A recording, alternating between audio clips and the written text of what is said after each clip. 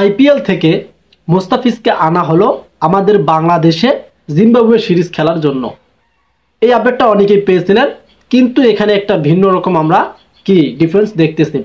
সেটা হচ্ছে বাংলাদেশে জিম্বাবুয়ের কি 3টা ম্যাচ হয়ে গেছে, বাংলাদেশ 3টা জিতছে, কিন্তু মোস্তাফিজের কোনো খোঁজ নেই একাদশে, এবং মোস্তাফিজকে এনে বসে রাখা হচ্ছে। এটা বিসিবির কেমন সিদ্ধান্ত? আপনাদের মতামত কি রকম? আচ্ছা, পয়েন্ট হচ্ছে আমরা দেখতেছি বাংলাদেশ টাইগার টিম যে 3টা ম্যাচ জিতলো জিম্বাবুয়ের সাথে, সেখানে বোলিং আপ কারা কারা করেছে? প্রথমত ছিল তাসকিন আহমেদ, শরীফুল ইসলাম, মোহাম্মদ সাইফুদ্দিন, এবং লাস্ট যে থার্ড টি20 সেখানে দিলাম তানজিদ হাসান সাকিব। 4টা পেস ইউনিট কিন্তু যথেষ্ট আছে জিম্বাবুয়ের জন্য। তারপরেও কেন মোস্তাফিজকে আনা হলো চেন্নাই সুপার কিংস থেকে বাংলাদেশে? কেন বাকি ম্যাচগুলো কি খেলানো যাচ্ছিল না মোস্তাফিজকে দিয়ে আইপিএলে? বিসিবি কেন এরকম সিদ্ধান্ত নিল? আপনাদের মতামতে কিরকম হতে পারে এটা কিন্তু কমেন্ট করে জানিয়ে দেবেন ফার্স্ট অফ অল। সো আমাদের আজকের ভিডিও টপিক হচ্ছে মোস্তাফিজ কিন্তু 3টা টি20-র মধ্যে একটাও খেলেনি। টি20 হবে 5টা, তার মধ্যে 2টা বাকি আছে। তবে আইপিএলে কিন্তু এখনো ম্যাচ বাকি আছে চেন্নাই সুপার কিংসের।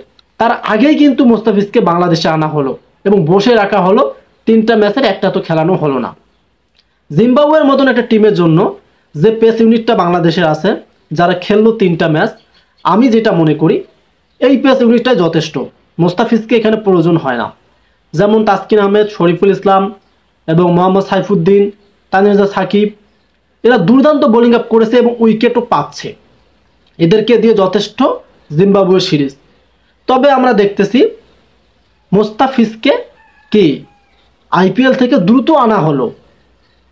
আইপিএল থেকে দ্রুত আনার কারণ হচ্ছে অনেকেই এটা ভাবেন যে হয়তো জিম্বাবুয়ের সাথে খেলে আরো ভালো বোলিং আপ করবে। আমার মতে এটা না।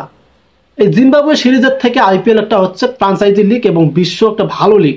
সেখানে অনেক দেশের প্লেয়ার বোলিং আপরা তারা কি সংযুক্ত হয় এবং তাদের কিন্তু মিটিং একটা থাকে, যেটার মাধ্যমে তারা ভালো ভালো ব্যাটসম্যানের সাথে মোকাবেলা করে বোলিং আপগুলো এবং ভালো অভিজ্ঞতা অর্জন করে। মোস্তাফিজের উচিত ছিল আইপিএলটাই খেলা, পুরো সিজনটাই খেলা, কারণ সামনে টি20 বিশ্বকাপ আসতেছে। সকল দেশের প্লেয়াররা কিন্তু আইপিএলে যুক্ত আছে, আর এখানে সামান্য একটা দেশ জিম্বাবুয়ে, আর জিম্বাবুয়ের সাথে বাংলাদেশ প্রত্যেকটা ম্যাচ জিতবে, এটা কমন, এটা কোনো কি বিষয় না। 3টা টি20 জিতছে, ও 2টাও কিন্তু জিততে পারে, আর জিতলেও কিছু করার নেই। জিম্বাবুয়ে তেমন কি হার্ড টিম না। সেক্ষেত্রে বিসিবির এটা কেমন সিদ্ধান্ত হলো? মোস্তাফিজকে অবশ্যই আইপিএলে আরও সুযোগ দেওয়া প্রয়োজন ছিল, কারণ মোস্তাফিজ যেরকম পারফরমেন্সটি করছিল হয়তো ভালো একটা রেকর্ড করতে পারতো।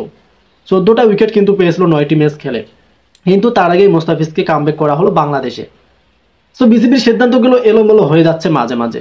সেই মোস্তাফিজকে বসেই রাখা হচ্ছে, 3টা ম্যাচ কোনো খেলানো হলো না। আর এদিকে যে আমাদের পেস ইউনিট আছে তারা তো দুর্দান্ত বোলিং আপ করে যাচ্ছে। এটা কিন্তু হুট করে একটা সিদ্ধান্ত নিয়েছে বিসিবি।